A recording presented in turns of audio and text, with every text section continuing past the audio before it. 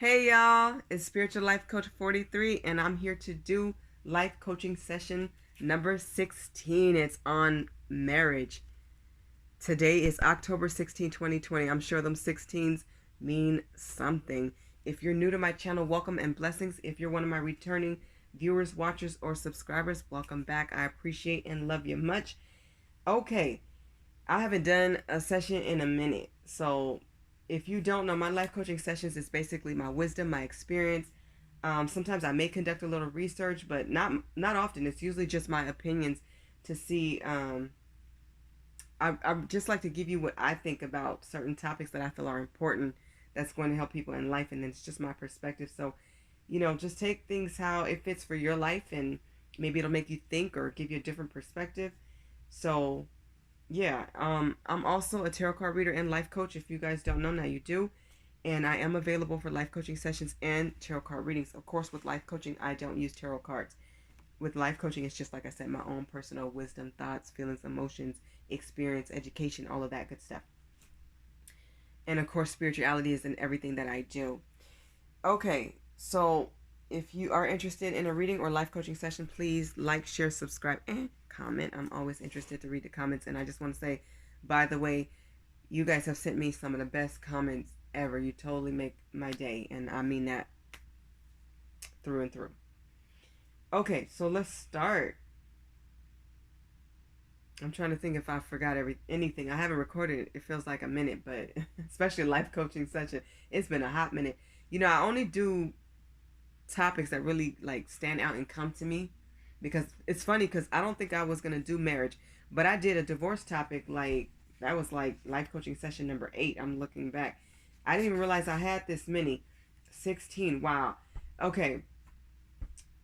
Yeah, I'm trying to think if I forgot something. All right, it'll come to me, I guess. All right, let's start marriage. So let's talk about this topic. This to me will always be a hot topic. I think marriage is a beautiful union. When it comes to my spirituality, I believe in God's way. Okay? I believe that this is two people coming together. In a traditional Bible, it would be like a man and a woman coming together. This is a union, it's a spiritual union with God. They come together to give each other respect. They come together to be serious and joyous and just have this unbreakable union. So they're merging lives. It's two people merging lives. And this is a very inclusive channel. Take it how it resonates for you and your situation. Only you and God know your path and what's right for you. Okay? So for me, this is a monogamous relationship when it comes to marriage. This is your equal. I feel like it's very serious, and in this day and time, a lot of people don't take marriage serious. It is one of the saddest things to see the downfall or the failure of a marriage or a broken home, and for it to be so normalized. It's normal for kids to just expect that their parents probably won't make it. I think that it's the saddest thing to me. So many people don't know their lane. They don't know what they want. They're not already happy with themselves. There's so many reasons why it goes left, but I think people need to have the mindset that this is for life. Not just for life right now. For life might mean 10 years or 3 years or 4 years or a few months to some people. For life means for life. You need to really give it your all, and I think so many people do, and I think so many people don't. And for all the people that just throw in the towel over little petty disagreements and arguments, it's not for them. These are for people who are solid. These are people who are really giving their all and really living to get it right with God. They're not taking it as a joke. And interesting enough, I've heard so many people say marriage is so hard. Marriage is so hard. I completely disagree. With anything in life, whether it's education, a job, a family, friendships, your own personal projects or creative endeavors, with anything in life, it takes a lot of time and effort. And that's what we have in life. We have plenty of time. So I see marriage as something that it has its challenges. but I don't feel like it's hard. I don't know if easy is the right word, but honestly, I don't think it's that hard. So it's not that hard. When you do what's right and you elevate and you love God, your person has to meet you there too. When two people meet there, it's good. It'll work. And of course, there's obstacles and challenges along the way. You're supposed to ride this wave. Okay? So people make marriage to be like, oh, it's the worst thing, and it's not. It's a beautiful thing. But when people have played with it and toyed with something so sacred, they've watered down what it is. And it's sad because kids get this understanding that they don't even want marriage, or they don't believe in it, or they don't believe it can happen, or they don't believe it's going to last. And there are great examples of people doing it right. I really love Sierra and Russell Wilson, of course, the Obamas. And it's just like, there are plenty of people doing it right. I can even say LeBron James and his wife. But there's a lot of people doing. There's plenty of people doing it right, and that's another thing we need to see is more examples of people doing it right. We're so used to hearing about the breakups and people doing it wrong and the divorces. We don't get to see more positive examples. But I thank God that I have watched some great positive examples, and you can really feel the love. You can see it when it's genuine and it's really led by God, and people really have immersed themselves into that energy. It's just the most beautiful thing. Okay, so like I was just saying, with God, God has to be the center of every relationship, all relationships, even your friendships, even your work relationships. God has to be the center of everything in your life, especially a marriage. You have to converse with your spouse or partner about religion and God. You have to know where you both stand, because if you have various beliefs or different beliefs, somebody will outgrow the other one spiritually, because maybe you're going to church all the time and the other person, they don't, or maybe you're meditating and they don't. You have to be on the same page with spirituality. To me, I feel like it's important to know what the practices are going to be in the family, because it's how you raise your child. You don't want to raise your kids, well, these are my traditions and these are his, but we don't gel. It needs to gel. There has to be a medium there. There has to be something in the middle. So if one goes to church, we all need to be going.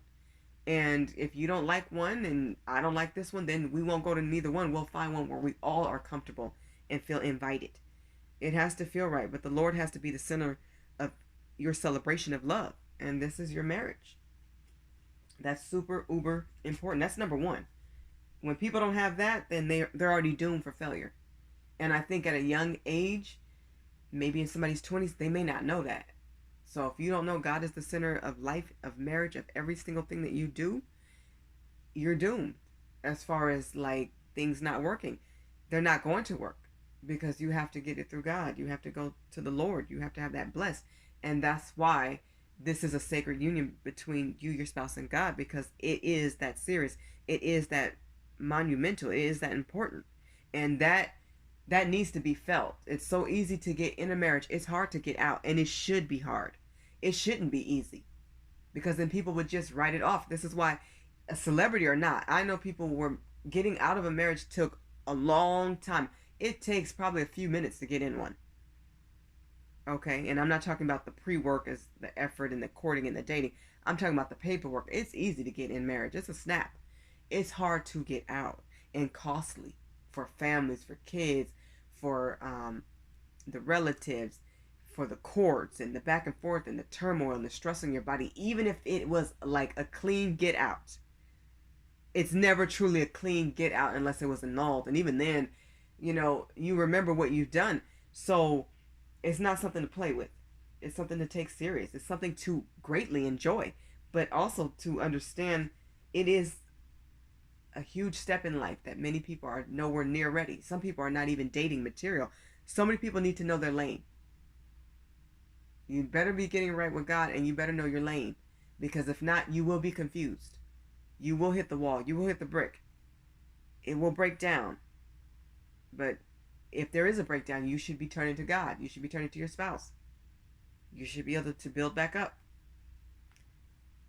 So I want you all to know this. Yes, money is very important in a relationship, especially a marriage. You're joining lives, okay? And these are conversations to be had while courting. Once you become exclusive and once, that proposals happen, you need to have these conversations about your bills. Bills are real, expenses are real. Do you expect an allowance? Is that something you need in order to feel fulfilled? Well, that's something you need to ask for up front to see if your person is on board with that. It needs to be clear who pays what. Okay? You need to discuss accounts. Okay? You also need to discuss your credit and your debts so that you understand we're merging. So I'm taking on what you have and you're taking on what I have. Who's paying what? How are we dividing things? How are we saving things? No, you may not have it all figured out, but you at least need to have some concrete ground on money so that this is not a thing we're arguing about later, okay? Because people can lose jobs, people can change jobs, people can transition and be laid off or fired or just quit and change to something else, a different career move or option. So it's important to have these discussions so that you're solid and clear. This will alleviate a lot of stress when it comes to money. One of the main reasons why people break up is money. Not having enough, somebody not sharing. And a lot of times, a lot of conversations weren't had before, jumping that broom and getting so deep in. So, once you're engaged, there is a lot of planning, of course, but it's also some major conversations that need to be had. And of course, in the courting stage, some of these things should have already been discussed. Of course, a lot more after, engagement. And it should be reiterated throughout the marriage just to say, hey, we're on the same page as this, right? I'm just checking in, make sure we're still good. That's still the plan. People have to communicate. Please know that children change everything. Children are beautiful, amazing humans. And I really should have called this changes are inevitable because they are inevitable. But it's important to be prepared and know that life changes. We change. You're not the same person at 20 that you are at 50. You've changed and you've learned a lot of lessons. So sometimes when you have a newborn baby, your spouse may not understand that you might need extra support. Pitch in. Take the kids sometime and give your other spouse a free day or a few hours of just sleep or a bath.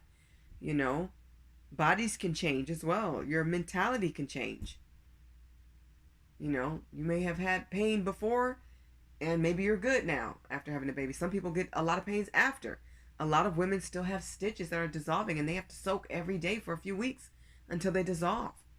So your body goes through something completely different. It's important to be real sympathetic and have empathy for your spouse and be a helper. Help out when you can. Sleep is so important. It's a big shift to sleeping in and going to work and getting up on a clock or a schedule than to being on the baby schedule around the clock or your kids' schedule. They got school, they have soccer practice, they have music practice or whatever. You're on their schedule now if they got football practice or cheerleaders. So you have to adjust and still make time for each other. Kids will change everything. People need to expect it. You need to expect that, your spouse may be real tired and she might not feel very sexy or in the mood. So you may need to plan a babysitter and plan things accordingly so that you guys can go have a date night out and still get home to get some sleep and still take care of the baby. So, people need to plan accordingly and be prepared for those changes. She may not be in the mood. A woman have just become food. Her body has just become food to a baby. She may not feel in the mood. Okay? So please understand that. And it's not to neglect you on purpose, but this baby has needs and can't take care of themselves. Or maybe the kids have a tummy ache tonight, or maybe they have a huge project that they didn't tell you about to the last minute and you have to go create something real quick. And it might take all night.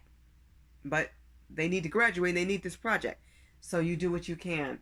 And, it's just the way it is sometimes.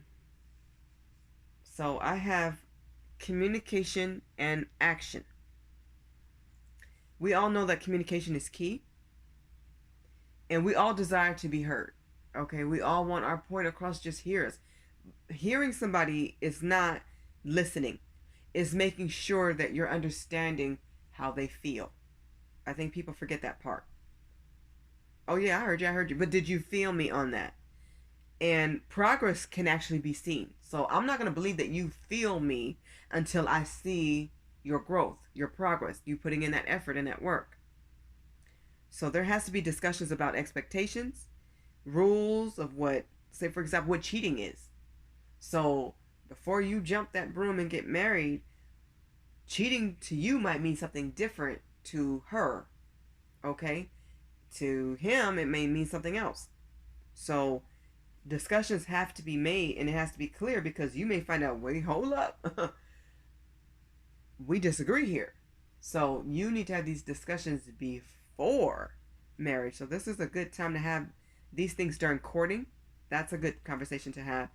And also to reiterate that again while you're engaged, so that everybody's not clear but crystal clear on what the rules and expectations are. So people can say, well, that didn't mean that to me.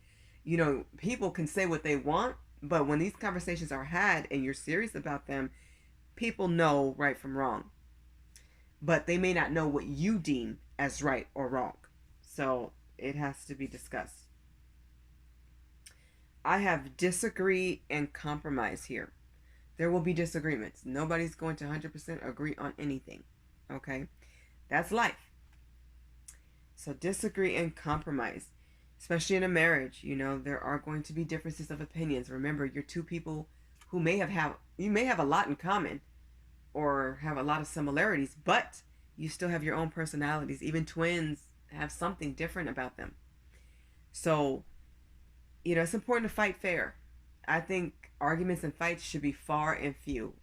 I'm not big on fights in relationships. I've heard that fighting is good. Fighting is good. To me, it's only good when there are solutions there, when it's respectful and we're not cussing each other out, when we're not yelling and we can't hear each other. It's only good when it's effective. It's only good to me. I don't like fighting. I don't like arguing, and I really don't care for disagreeing, but there's a way to do it fairly so that we're not yelling, we're not screaming, it's respectful, and we have solutions. So it's okay, in my opinion, to take a breather, take a little break, and just say, hey, I've heard your side, you've heard mine. Let's just sleep on it, or let's just come back and discuss this in about 3 hours or 2 hours. If it can wait. Sometimes it can't. Sometimes we need to just come up with a quick solution right there and just meet in the middle. With your person, at most times you should be able to just meet in the middle real quick. But some things are bigger and need to be well thought out. So if it's something that does need a lot more thought process involved, I would say come back and compromise. But schedule a time to compromise. Let's compromise on Friday. Let's compromise at 2 o'clock on Wednesday. You may need to actually pencil that in on the calendar and schedule that with your person so that they understand how important this is. And even if somebody forgets, somebody probably will remember, especially if you write it down. Okay. So the next topic is boundaries and deal breakers. Okay. We all know how important boundaries are. They are very important. They're significant. They're major. So, pleasure and having, those intimate times, your desires, things that bothers you with your person, you have to be comfortable enough to talk about these things. And they're not always comfortable, even if you're comfortable with your person. So this is why it really takes time to get to know somebody and not to rush these things, because then the important things get overlooked. And you don't want that, because then people find out the hard way by doing something. You're like, what are you doing? So, and then it's awkward. You don't want that situation if you can help it. And of course, standards. Standards, let people know what you will and will not tolerate. So being clear on them. And I don't think people should have so many to where the other person could probably forget a lot of them. I think they need to be clear and to the point. Okay? Things that people would remember, things that are very solid and set in stone for you. One thing I know that keeps couples together is when you show appreciation. People really do love gifts. Who doesn't love a gift or a beautiful surprise here and there? You need encouragement as well. It's not just the physical gifts, but you need somebody to speak life into you. You should be encouraging your partner, not putting them down. Talk about their strengths. Oh, honey, you're great at that. You would fit right in for that. You're going to kill it. You're going to do awesome on that. So people love compliments too. Compliment your spouse. That never gets old. Ever gets old. Okay? And people deserve acknowledgement. When your spouse has just completed something that was really hard or challenging, even if it was just Christmas dinner, you know, they should be acknowledged for that. It's not easy to cook for a lot of people, or maybe they're cooking your mom's favorite food, or your dad likes this, and they had to set the table and clean the house and keep the kids well dressed and get the hair done and the nails done. This is effort. It's effort. Okay? So, you know, or cooked your favorite meal and your favorite food, and you knew it was going to take all night, and no, she didn't get any sleep, or no, he didn't sleep for 2 hours, or he's going on 2 hours of rest, and, you know, whatever it is, you got to acknowledge each other and never stop using your manners. I love when couples are saying please and thank you, excuse me. You know, it's just like kids need to know manners.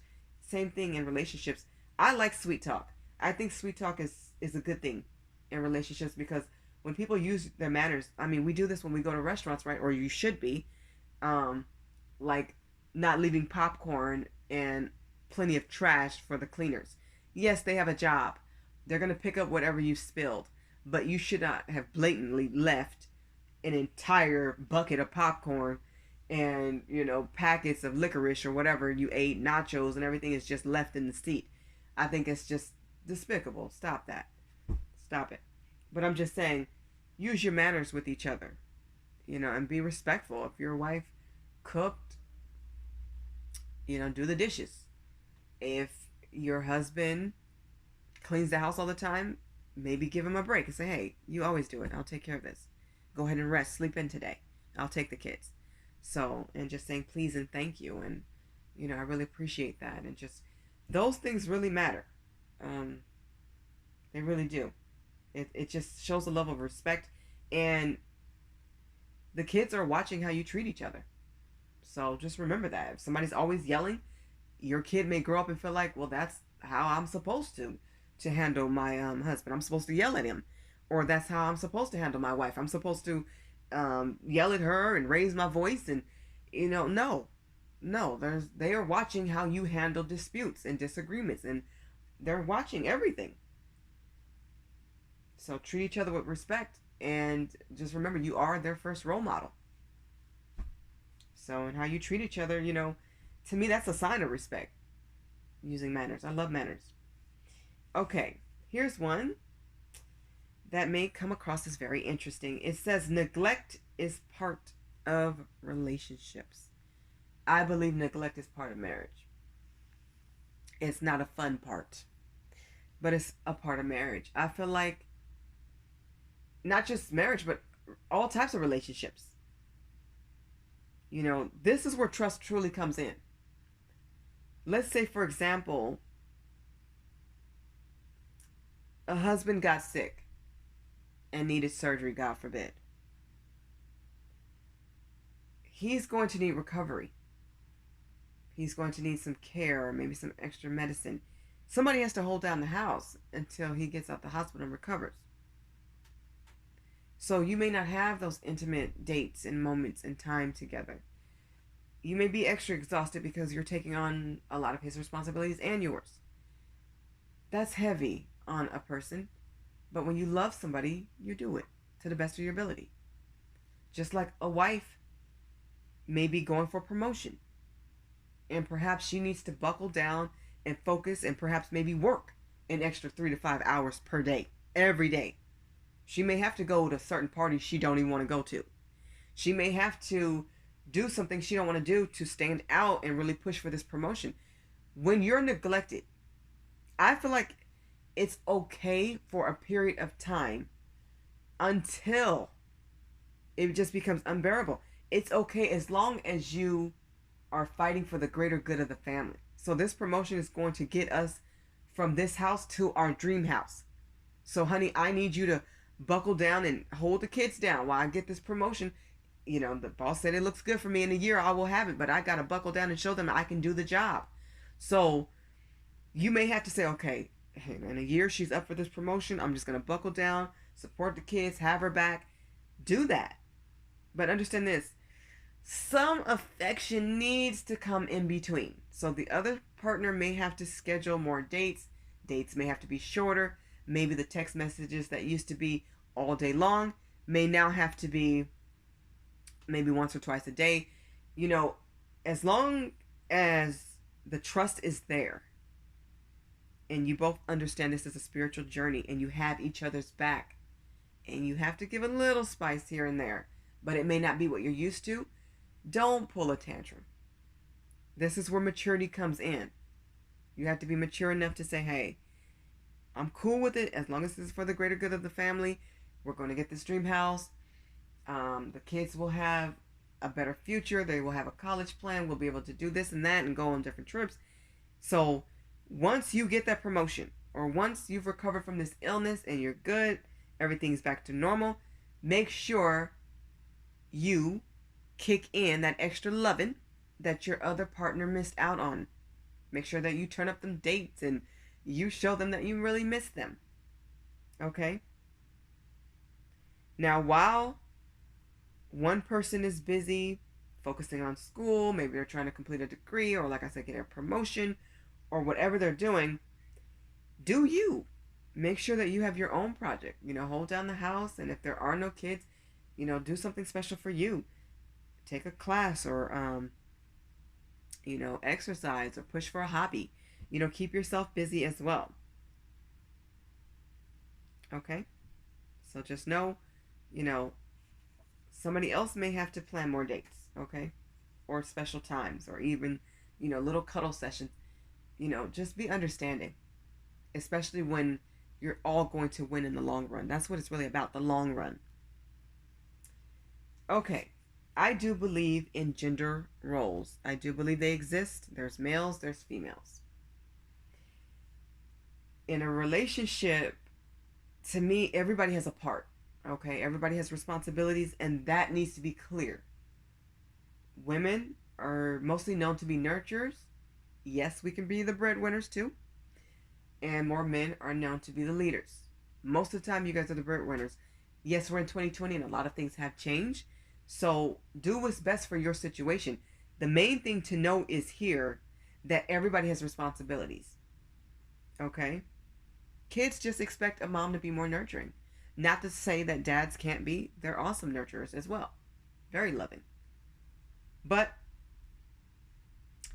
overall, when we think about the Bible and how God made women, how God made men, we do have certain roles that I believe that we play, and I do feel like it's very important. So, yes, the roles can be reversed, of course, and they probably will be from time to time because things change. But overall, what I'm saying is play your part. Know what you're responsible for so that you can focus on what you're supposed to do to help the family. Okay? All right, I have come to my last card here, you guys. I have forgiveness, maturity, and growth. So, in a marriage or any type of relationship, it could even be a friendship, there's going to be times where you are going to have to forgive each other. Forgiveness is not always easy, but making up can be awesome. And forgiving your person means I'm not throwing whatever happened in the last argument or the last disagreement, I'm not throwing that in your face for the next one. You don't carry it on. So if you forgive, you have to truly forgive and let it go and not mention it. I think a lot of people have to learn that one. But people also have to learn that you earn forgiveness by changed behavior. Not just by telling me you're sorry, but acting like it and showing me and having a plan of change so that we don't go through the same situation or problem again, especially if it wasn't handled in the right way. Maturity is knowing that, you know what, nobody's perfect, but we all know when our partner is trying and giving effort. It's a feeling.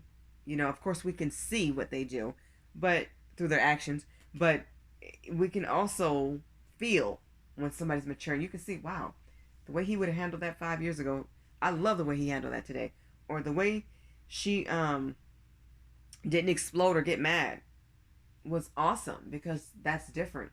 So your person needs to see your growth. You should see growth in each other.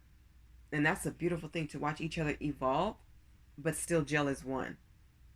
But still have your own personalities and your own likes and dislikes. That's the cool thing about marriage. You become one, but you never lose you, unless, people do lose themselves in a marriage, but don't lose yourself. That's what I'm saying. Be your own person. Have your own likes and your own qualities. You're you. You were you before you met your spouse. So be mature about situations. Like I always say, your kids are watching. You are the role model. They do look up to you. And maturity will save you from a lot of fights and disagreements and arguments. It will save you from nonsense. Be mature. And when one person's mature, the other person needs to raise their vibration to be mature too. So if things are an easy fix, focus on that solution and make it an easy fix. Don't let things linger. Don't be mad for days, if you can help it. Like, try not to go to bed angry. Not even to bed, but like all day. But sometimes, that happens if you've done something and you really messed up. So that's why boundaries have to be important, and they have to be stated and discussed. But also, over time, people need to see growth. You shouldn't be, at the maturity level that you had 10 years ago or 15 years ago. You should be better than that. So, you always need to be growing and maturing and leveling up. And a lot of times that will inspire your person or your partner to level up as well. That way you guys stay balanced and evenly yoked. Marriage is amazing. It's a beautiful thing. Like I said in the beginning, it takes a lot of effort. It takes a lot of time, but that's something we have, is time. We have time to get it right. I would love to see more people stay together and get it right, and people who actually really want to be married. So many people want something that their soul is craving for. I don't even fully think they understand why they want it. I don't think a lot of people understand what marriage is or why they want it. And sometimes it takes the experience of a marriage to find out how to be better or how to grow. But I think a lot of people really need to make sure that it's something they really want and not something they want right now or for the next few years. They need to understand that marriage really is for life, and that's what it's meant for. I think there'd be a lot less broken hearts if people really focused in on if they're a happy soul, if they're getting it right with God, number one, and understanding that nobody completes you. You're already complete. God completed you when He made you. Your person is here to make you happier. You should already be a happy soul. Don't look for happiness in your person. That has to be found in you first. Because if you're looking for happiness in your person and you're dependent on them to make you happy, at some point it's not going to be enough. Unless you're doing the work for yourself, you have to do the inner work. And so even a great marriage can end when people are not growing, not being mature, not getting right with God. Somebody can outgrow somebody very easily, especially over time. We're all here to grow. Individually, spiritually, mentally, physically, emotionally, and within your marriage. So understand what core values are and where you stand. So if somebody does not meet your expectations, you can cut it off from the beginning before you even date this person. Before it gets exclusive. Before it gets to be a commitment with a proposal. You can save time and heartache and heartbreak when you know what you want, you know what you're going to tolerate, you know what you don't, you know what's compatible for you. You can feel it too. When you're already not gelling, it don't look good. It's not good. Unless people are willing to make changes. Don't be with anybody who tells you, don't change me. Now, Your core values are what they are because you chose them. If your person doesn't add to that, then what are you learning from each other?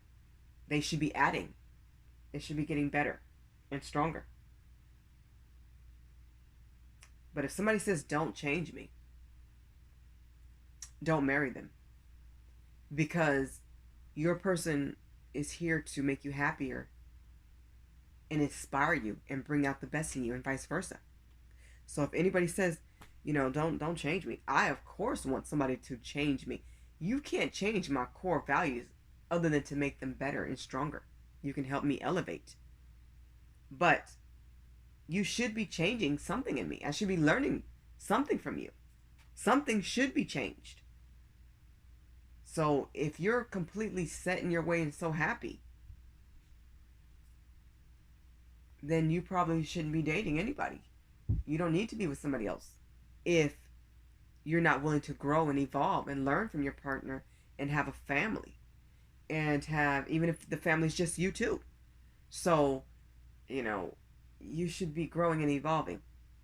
Anybody who's not willing to be better than where they were 20 years ago, 10 years ago, then you're stagnant.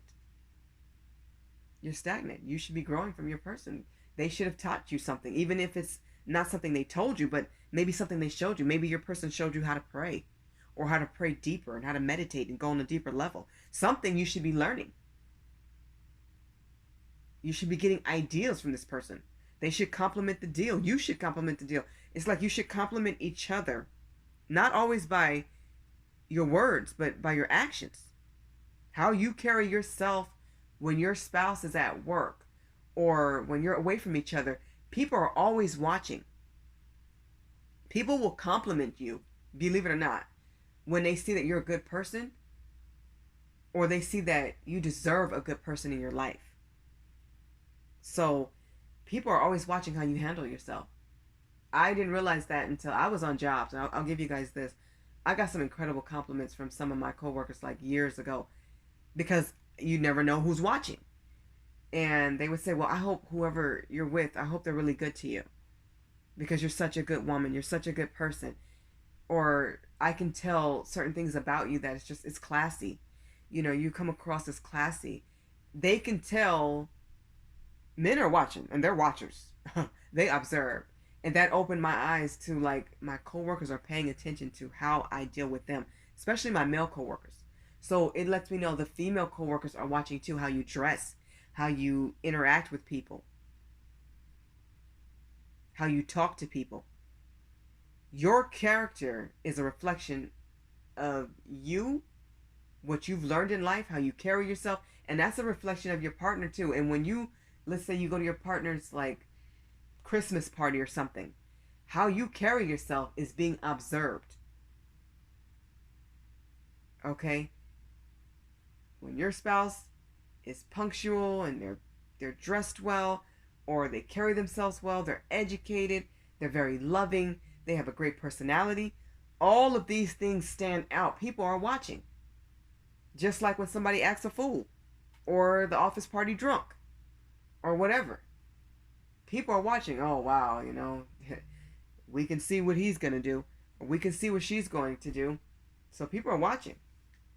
You always want to compliment your spouse or your partner or your husband or wife by how you carry yourself on your own job, around their co-workers and bosses and subordinates. Just how you carry yourself as a person. It stands out. Like I said, I never knew how much until people around me complimented on how I carried myself. They can tell who wears the short stuff, and who's always bending over guys, and who's flirting everybody's face, and just how you eat, how you move, how you talk to people, how people know your level of classiness. This is for men and women. Women know too. I was always told, you get life. You have the keys, you get it. Not always by what I said, sometimes by what I said, but by people observing what I do and how I do it. So you're an example to yourselves. You're an example to your kids. You're an example to your coworkers. Even if you just go to the bank or to the store, people get a feel of your energy, no matter where you are or who you are. You stand out. Marriage is important. It's sacred. Never forget that. And don't let the world or TV or movies or whatever make you feel that it's less than an incredible experience. It is incredible. Whether it works out or not, this is a beautifully blessed experience and it should be more valued. It deserves that. Well, you guys, this has probably been my longest life coaching session. I hope this helps all of you or was insightful. I wish you all blessings, joy, abundance, and happiness. Please like, share, subscribe, and comment. I would love to hear what you guys have to say. And I wish everybody an awesome weekend. Bye, y'all.